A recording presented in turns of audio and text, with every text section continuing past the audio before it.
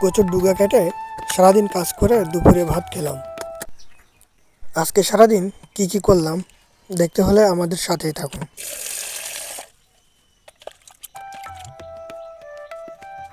সাবানের পানি এবং ব্রাউন পাউডার একসাথে মিশিয়ে স্প্রে করব, কেননা সাবানের পানি কাজ করবে পোকামাকড়ের বিরুদ্ধে এবং ব্রাউন পাউডার আমার জমিতে যে এই যে মরিচ গাছ এবং লাউ গাছ আছে, বেগুন গাছ আছে, দেখতে পারবেন আপনারা, এগুলোতে অতি তাড়াতাড়ি ফলন আনে হচ্ছে আপনার এই ব্রাউন পাউডার।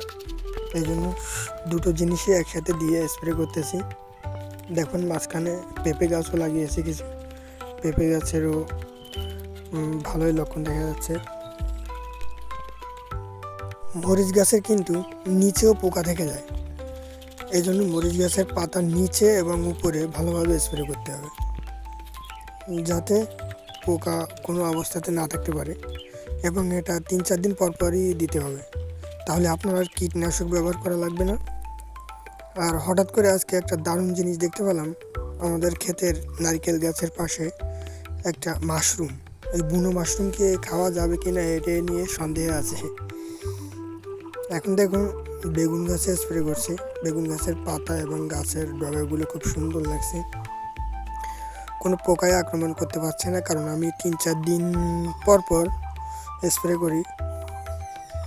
আজকে কাজের শেষে আমার ক্ষেত থেকে কচু গাছের যে বড় ডোকা আছে ওটা কেটে নিয়ে রান্না করে তারপরে খাবো। এই যে দেখুন কদুর যে ফুল, মানে গ্রামে কদুই বলে, দেখুন ফুল পচা রোগ, এটার জন্য সাবানের পানি খুবই কাজ দেয়, ভিতরে পোকা দেখা যাচ্ছে। স্প্রে শেষে এখন কচুর ডগা কেটে নিয়ে রান্না করে দুপুরে খাওয়া হবে। সবাই সাথে থাকুন, দেখতে থাকুন।